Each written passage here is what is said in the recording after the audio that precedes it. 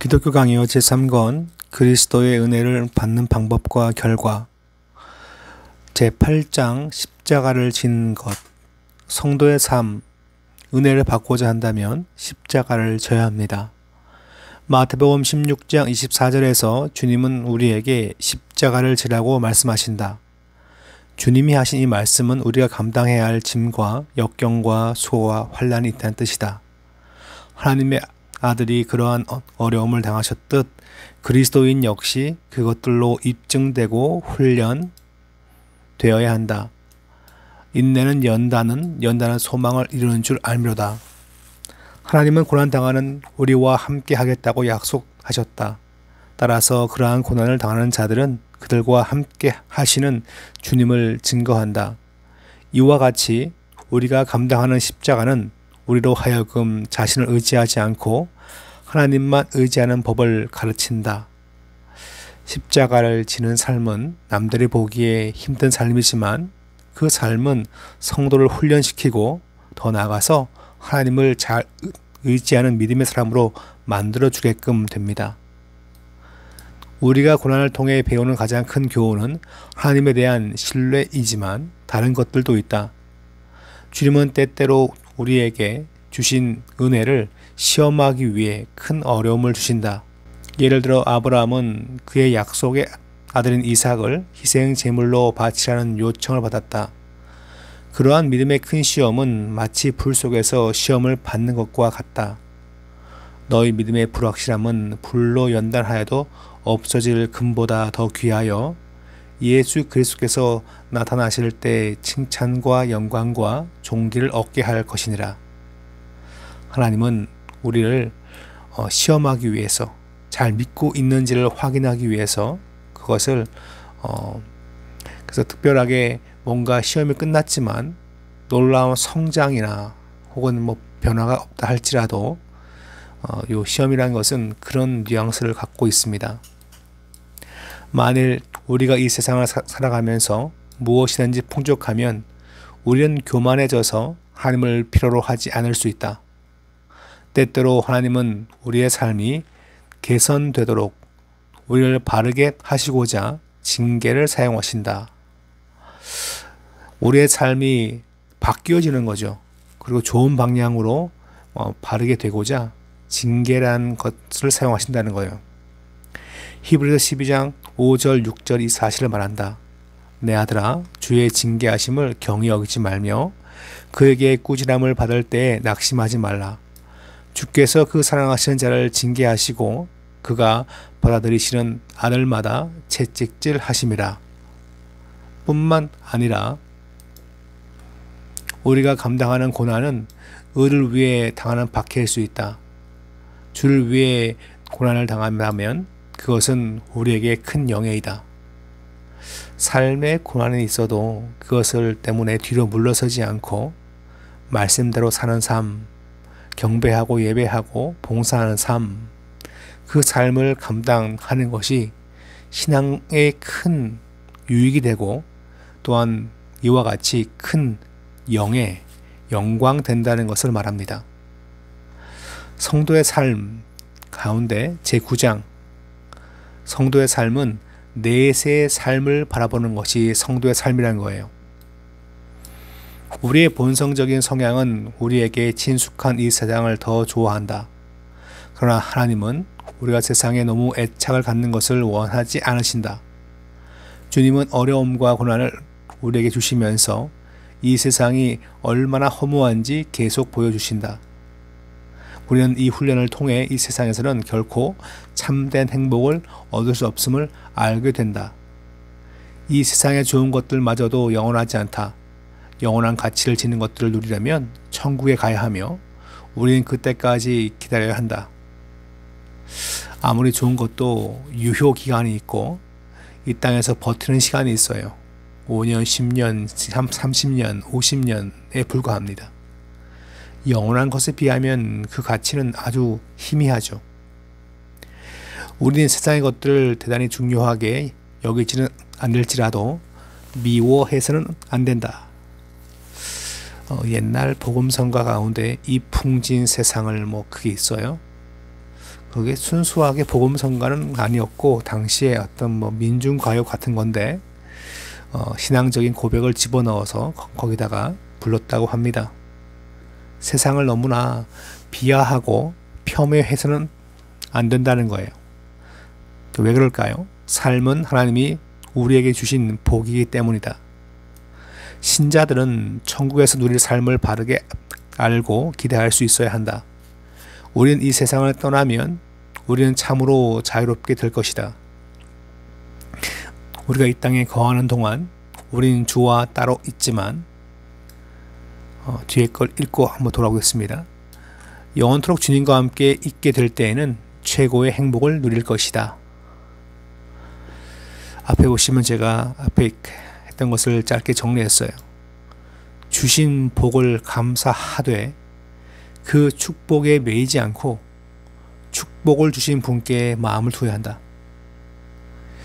우리는 이 땅에서 좀 더 부유해지고 기업이 좀 늘어나고 자녀가 잘 크는 것을 누릴 수 있습니다. 영원한 천국에 비하면 잠시 잠깐이지만 그런 걸 주신 것도 감사하는 마음을 먹어야 되지만 감사한 마음을 먹는 건 당연한데 그 축복에 매이지는 말아야 한다는 거죠. 그냥 우리 아들 뭐 이 돈 하는 것은 불신앙에 가깝습니다. 좋은 걸 주시면 감사하고 주신 분께 마음을 두는 것, 이게 참 좋은 성도의 신앙이죠. 다음에 보시면 사람이 죽음을 두려워하는 것은 당연하다. 그러나 그리스도인에게는 이러한 두려움을 극복할 수 있는 빛이 있다. 그게 뭔가요? 내세, 장래에 대한 소망이죠. 그리스도인은 죽음 이후에 있을 부활 생명을 바라본다. 중요한 키워드입니다. 부활 생명을 바라보니까 현재의 어려움도 극복할 수 있다는 겁니다. 그 다음 성도의 신앙의 삶 가운데 제10장 현재의 삶을 바르게 사용함. 앞의 내용과 약간 연결되어 있죠. 그죠? 현재의 삶은 하나님이 주신 축복이에요. 그래서 현재의 삶에 매이지 않지만 바르게 사용할 필요가 있습니다. 이 땅은 우리의 본향이 아니다. 우리는 이 땅에 속한 것들을 사용해 우리의 천국 여정을 돕도록 해야 한다. 몇몇 선한 사람들은 이 땅에 속한 것들이 악하게 사용될 수 있음을 깨닫고는 그것을 즐기기를 금했다. 우리는 이것은 지나치게 금욕적인 자세이지만 반대로 이 땅에 속한 것에 대한 지나친 애착을 갖는 것도 피해야 한다. 저 하늘만 바라봅시다. 먹고 마시는 게 뭐가 중요합니까? 매일 그냥 교회는 그냥 컵라면만 먹고 돈 모아서 구제하고 봉사하고 이렇게 말한다면 지나치게 금욕적인 자세인 거죠. 그러니까 정반대로 재물에 대한 집착도 잘못된 것이지만 금욕적인 것도 지나치면 좋지 못한 것입니다. 이것을 이제 금욕주의, 쾌락주의 뭐 이렇게 불러요. 그래서 세상이 헛된 거니까 다 포기하자. 금욕주의. 하나님은 우리에게 은혜 주시고 모든 걸 즐길 수 있는 힘을 줬어. 즐기자. 쾌락주의. 어느 선이 좋을까요? 예를 들면 술과 담배가 문제가 있는데 여자분들은 담배를 거의 잘 안 피지만 교회 성도들은 술은 어느 정도 약간 열려 있어요. 지금 현재 문화가 술 100% 마시지 말자. 지나치게 얘기하면 금욕주의가 될 수 있고, 근데 교회에서 목사님께서 술 먹어도 천국간데 먹자. 이거는 쾌락주의가 됩니다. 그러니까 어느 정도 선이 필요한데 술, 담배는 한국 교회에서는 아주 강하게 반대하고 미국에서는 대부분의 교단에서 허용합니다. 미국 내에서는 순복음과 침례교에서는 술, 담배를 반대하는데 다른 교단에서는 장로교나 감리교는 대부분 허용합니다. 그런데 이것이 금욕주의가 되어서 철저하게 안 해야 되고 하는 사람 막 정죄하고 그럼 안 되는 거고, 반대로 미국 교회도 미국서는 다 하니까 마음껏 마시고 취하자. 한두 잔 먹는 거와 술 취하는 거와는 천지 차이입니다. 한두 잔 먹다가 물론 취하게 되지만, 술 취하지 말라 할 때 그것은 취하는 것은 개인적 차이가 있지만, 몇 시간 앉아가지고 주작을 부리면 그건 술 취하는 겁니다. 방탕한 거죠. 자, 밑에 봅시다. 다시 위로 올라가서 성경은 우리를 인도할 만한 일반 규칙을 알려준다. 그러니까 이게 지금 보시면 현재 삶을 잘 바르게 사용하기 위해선 성경을 봐야 한다는 거죠.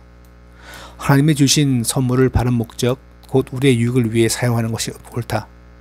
예를 들어 하나님은 우리가 필요로 하는 것보다 더 많은 종류의 음식을 주셨는데 이는 우리로 하여금 그 음식들을 즐기도록 하신 것이다. 하나님은 우리가 꼭 필요한 것만 취하기를 원하신다. 고 생각하지 말라. 편협하게 생각하면 모든 음식 가운데 다양한 것을 먹지 못하죠. 이러한 생각은 하나님이 풍성하게 우리에게 주신 것들을 올바르게 즐길 기회를 빼앗는다.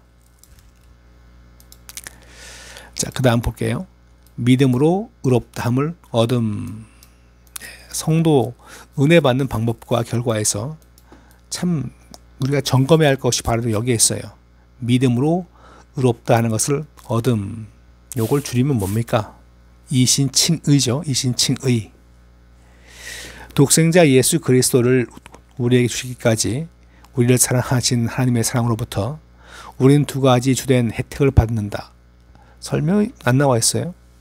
그래서 유추해 보면 구원받는 거와 지금도 하나님과 우리가 동행하고 함께 하는 삶, 이 두 가지를 볼 수 있는데 설명이 앞뒤에 안 보여서 제가 순간 헷갈렸습니다.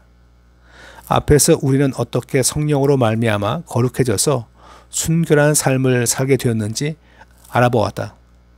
이제는 죄 없으신 그리스도로 인해 하나님과 화목하게 됨으로써 하나님이 우리의 재판장이 아닌 자상한 아버지가 되신 사실을 다루어 보겠다. 이게 상당히 중요한 단어죠. 키워드입니다. 자상한 아버지. 성부의 사랑. 앞에 공부할 때 그런 표현 나왔었는데 성부 하나님의 사랑. 그거와 유사합니다. 하나님 앞에서 의롭다함을 받았다는 것은 하나님이 어떤 사람을 의롭게 여기고 그를 받아들이셨다는 뜻이다.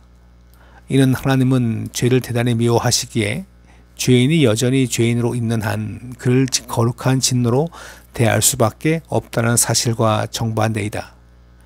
이신칭의의 개념이 뭐냐? 자, 여기 볼게요. 인간의 법정에서 만일 어떤 사람이 무죄로 판결되면 의롭다 여겨진다.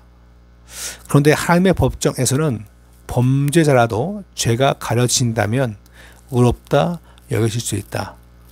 특이한 단어가 있죠. 죄가 가려진다. 죄가 상실되거나 죄가 어떻게 그것이 다 이렇게 없어지는 것이 아니라 죄가 가려지는 겁니다. 신자는 그의 죄가 그리스도의 부활로 가려진 자이다. 이 단어가 상당히 중요합니다. 자, 볼게요.